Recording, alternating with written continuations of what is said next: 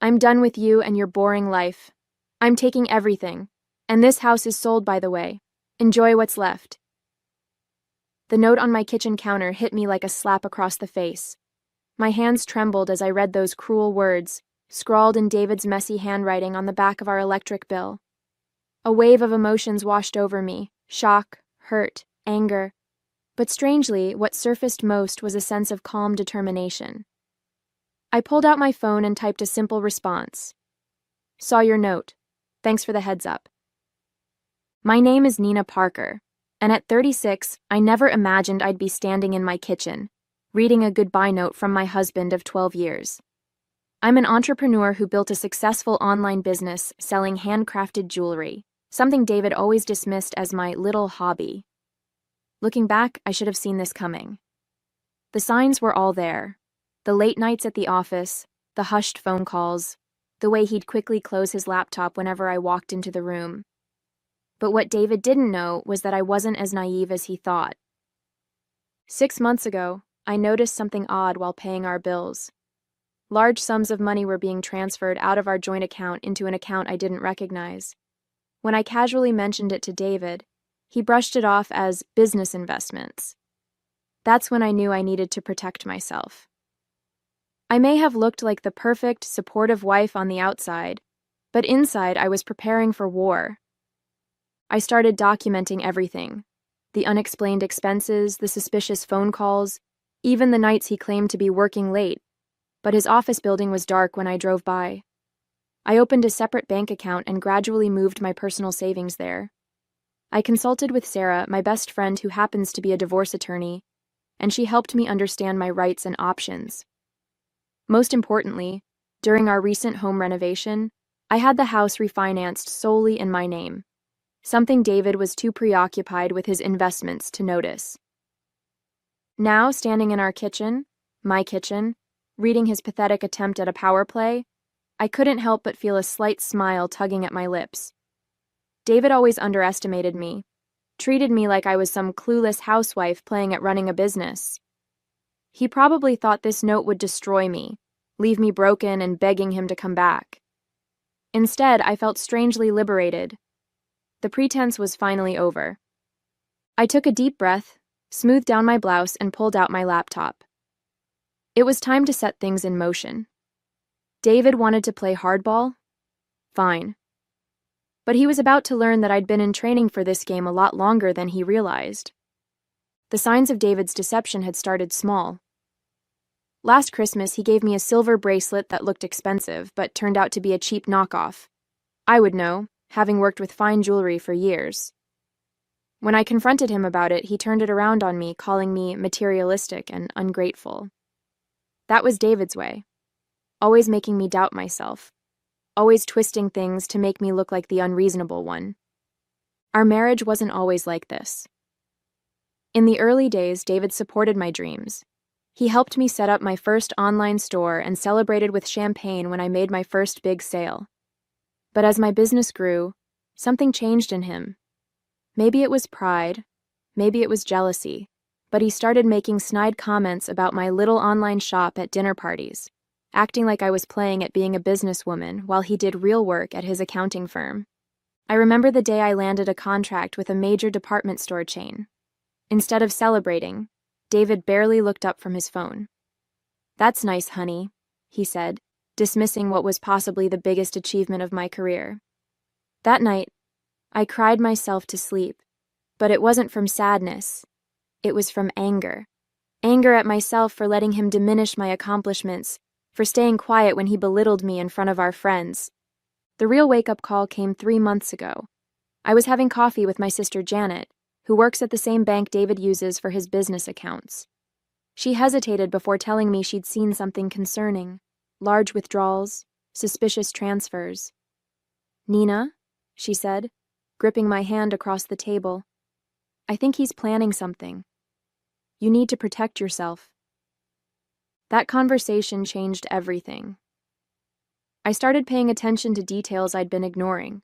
The way David always insisted on handling our finances, despite my business background.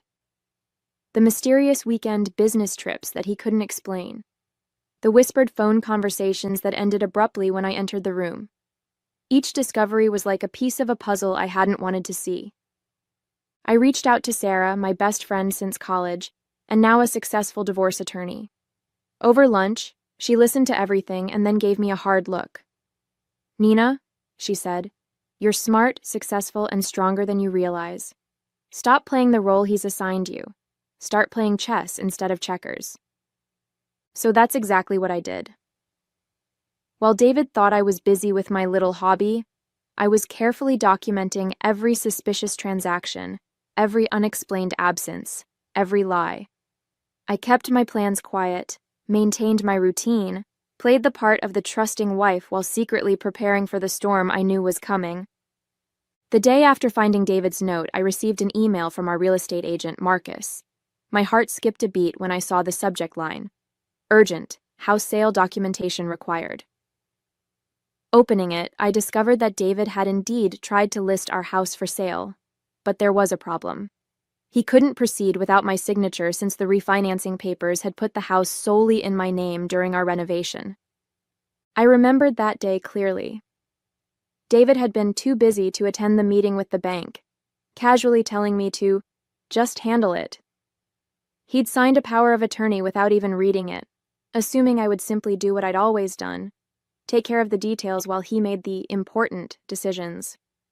His carelessness had just become his biggest mistake. I called Marcus immediately. "I'm afraid there's been a misunderstanding," I said calmly. "I haven't authorized any sale of the property." There was an awkward pause before Marcus explained that David had been quite insistent about listing the house immediately. I could hear the discomfort in his voice as he described David's arrogant assumption that everything was already handled. Just then, my phone buzzed with a text from David. "Called the real estate agent. Sign the papers when they come. I'll give you 24 hours to pack your stuff." The contempt in his message made my blood boil, but I maintained my composure. This was the moment I'd been preparing for. I dialed Sarah's number. "It's time," I said when she answered. She understood immediately. We'd been preparing for this scenario for months, gathering evidence, documenting everything. She had already drafted the divorce papers, anticipating David's eventual move, but unlike his plans, ours were legally sound and airtight. "Remember," Sarah said, "don't respond to any more of his messages. Let him think he's in control. We'll hit him with everything at once: the protected house deed, the documented fund transfers, everything." Her confidence reinforced my resolve. This wasn't just about protecting my assets anymore. It was about standing up for myself after years of subtle manipulation and dismissal. I sat at my desk, looking at the framed photo of David and me from happier times. The smiling woman in the picture seemed like a stranger now, someone who didn't yet know her own strength. I took the frame down and placed it in a drawer. It was time to decide what to do next, and for the first time in our marriage, I was the one holding all the cards. The next morning, I received a barrage of increasingly angry texts from David. "Why isn't the house listed yet? Marcus says there's a problem with the paperwork. Stop playing games and sign the documents." Each message revealed his growing frustration as his carefully laid plans began to unravel. I was in my home office finalizing some jewelry orders when the doorbell rang. Standing on my porch was David, his face flushed with anger. This was the first time I'd seen him since finding his note, and I was surprised to feel nothing but calm determination. "What did you do?" he demanded, pushing past me into the foyer. "Marcus says I can't sell the house without your signature, but that's impossible. I handled all our financial matters." I crossed my arms, standing my ground. "Did you? Like you handled my business accounts?" My voice was steady, masking the way my heart was pounding. "The ones you've been secretly transferring money from?" His face paled slightly before he recovered. "What are you talking about? I made a few investments for our future. You wouldn't understand, you just play with beads all day." "Actually, I understand perfectly," I replied, walking to my desk and pulling out a thick folder. "I understand that you've been siphoning money from our joint accounts. I understand that you tried to sell a house that's only in my name. And I understand that you thought I was too stupid to notice any of it." David's expression shifted from anger to confusion, then to something close to fear. What do you mean the house is only in your name? Remember that refinancing paperwork you were too busy to read? The renovation meeting you couldn't be bothered to attend? I watched as realization dawned on his face. You signed over your rights to the house. It's mine, David. Just like the business you thought was just a hobby, the one that's now worth more than your annual salary. He sank onto the couch, his arrogance deflating. You can't do this to me, he said, but his voice had lost its edge. I've already made arrangements. I have plans. Plans that required my money, my house, and my compliance, I interrupted. But here's what's actually going to happen. You're going to leave my house, and my lawyer will be contacting you about the divorce proceedings.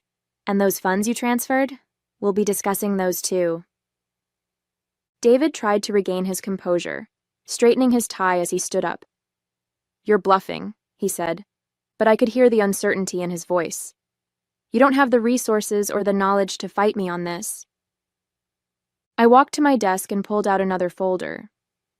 You mean like these bank statements showing systematic withdrawals from our joint accounts? I laid out document after document. Or these emails you accidentally left open on our shared iPad discussing your plans to leave? Or maybe you'd be interested in seeing the private investigator's report about your business trips to Vegas. His face grew paler with each revelation. You hired a private investigator? No, David. Sarah did. You remember Sarah, right? My coffee friend who you never took seriously? The one who happens to be one of the best divorce attorneys in the state? I kept my voice level, even as I watched him begin to crumble. He ran his hands through his hair, pacing the room. This isn't how this was supposed to go, he muttered. You were supposed to... What? Breakdown? Beg you to stay? Accept whatever crumbs you decided to leave me? I shook my head. That's not happening. I've already frozen our joint accounts.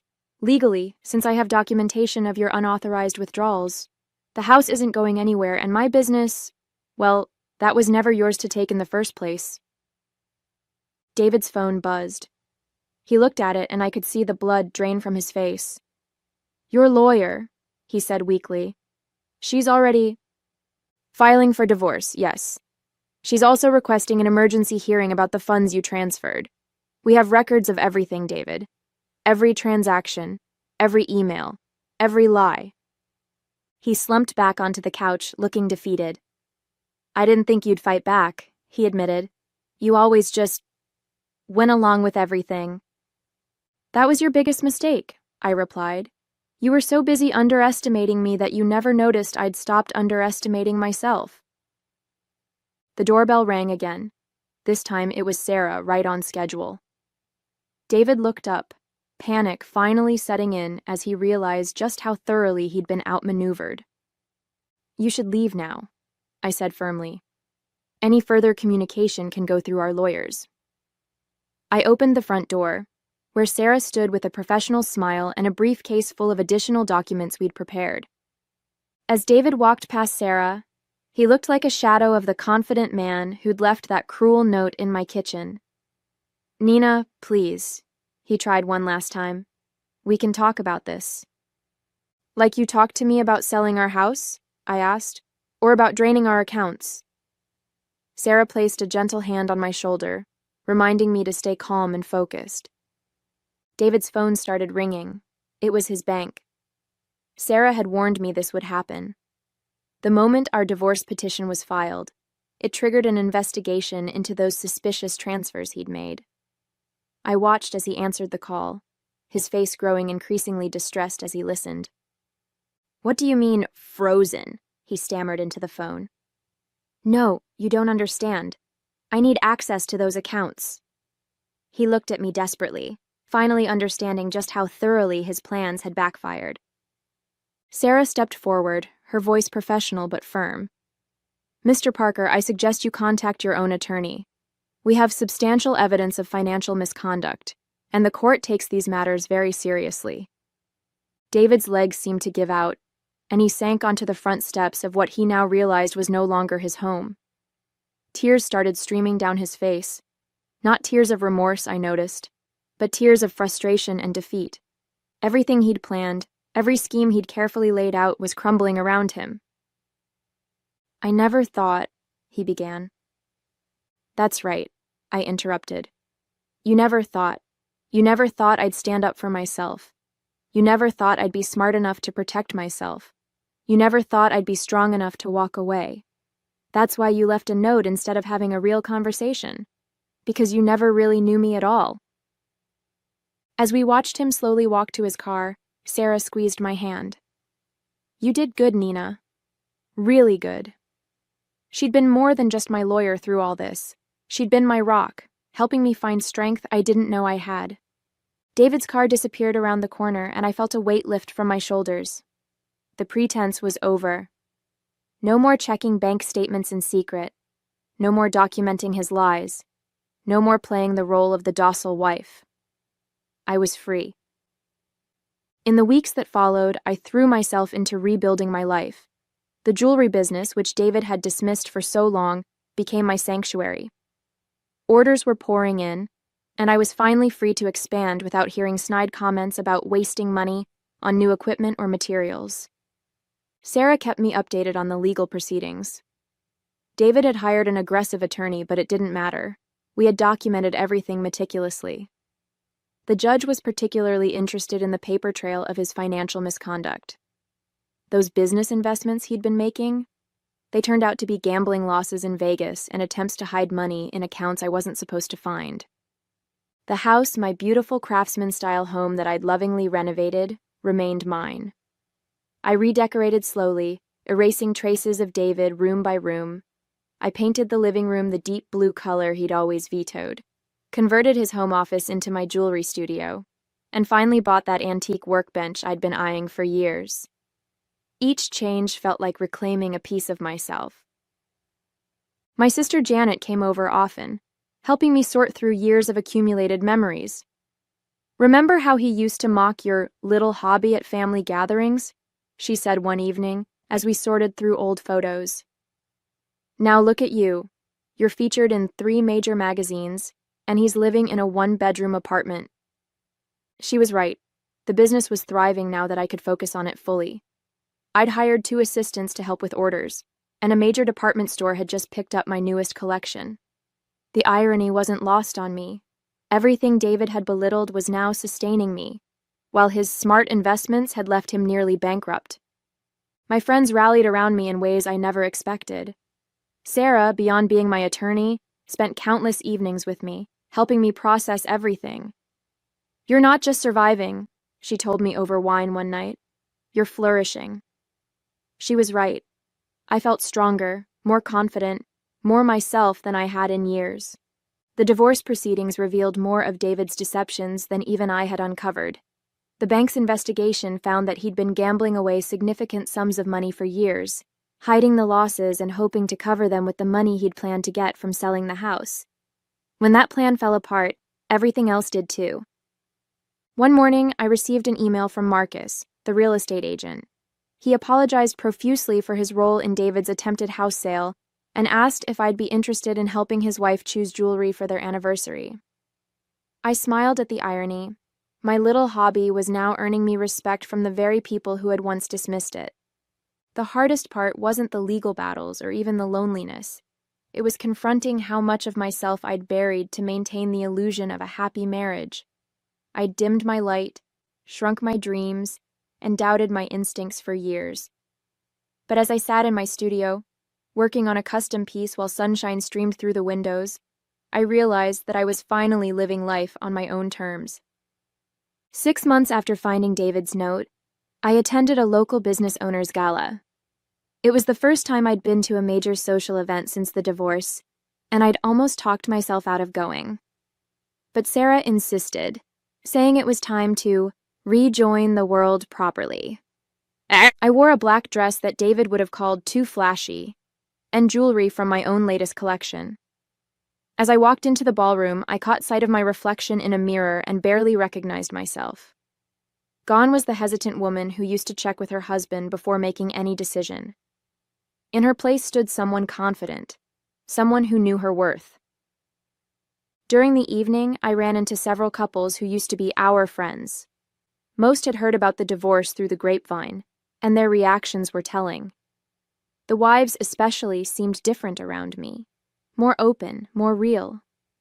One of them, Barbara, pulled me aside and confided that my story had given her the courage to look more closely at her own marriage. "When I heard how you handled everything," she whispered, "it made me realize I don't have to accept being treated like I'm stupid just because I chose to start my own business instead of staying in corporate law." The gala was also where I first met James, a widowed artisan who crafted custom wooden jewelry boxes. We talked for hours about craftsmanship and running creative businesses. He looked at my work with genuine interest and asked intelligent questions about my techniques. Not once did he call it cute or dismiss it as a hobby. It wasn't romance, not yet, but it was a reminder that there were people who could see me for who I really was. David tried to contact me a few times, especially after the court ordered him to repay the money he'd taken from our joint accounts. His messages swung between anger and pleading, but they didn't affect me anymore. The last time he reached out, he actually apologized, not for the note or the attempted theft, but for not appreciating what we had. I didn't respond. Some chapters are better left closed. My business continued to grow. I expanded into teaching jewelry making workshops, something David had always said would be a waste of time. The classes filled up immediately, and watching other women discover their creativity became one of my greatest joys. Many of them shared stories similar to mine, of dreams put on hold, of talents dismissed, of potential buried under others' expectations. The house that David had tried to sell out from under me became a true sanctuary. I hosted monthly gatherings for local female entrepreneurs, turning my restored dining room into a place where women could share their challenges and celebrate their successes. The room that once echoed with David's dismissive comments now rang with laughter and encouragement. Looking back on that morning, I found David's note. I realized it wasn't the end he intended it to be. It was the beginning I needed. The woman who stood trembling in that kitchen, reading his cruel words, could never have imagined how much stronger she would become. Every tear I shed, every night I spent poring over bank statements and legal documents, every moment of doubt and fear, they all led me to where I am now. My jewelry business has expanded beyond anything I could have dreamed. We're now shipping internationally, and I've been featured in several major fashion magazines. The little hobby that David scorned now employs 8 people and has a waiting list for custom pieces. But more than the business success, I'm proud of the woman I've become. The other day, I found that note from David, tucked away in a drawer. Reading those angry words, "I'm done with you and your boring life," made me laugh out loud. My life is anything but boring now. I'm traveling to artisan fairs across the country, teaching women to create and value their own work, and building a community I never knew I needed. Sarah often tells me I should write a book about my experience, but I think I'm telling my story in a different way, through the strength I show other women who are where I once was. Every time I share my journey at my workshops, I see recognition in someone's eyes, and I know they're finding their own courage to stand up for themselves. Sometimes, when I'm working late in my studio, I think about how differently things could have turned out if I hadn't prepared for the storm I sensed coming. If I hadn't listened to my instincts, documented everything, and quietly built my safety net. David's note could have devastated me.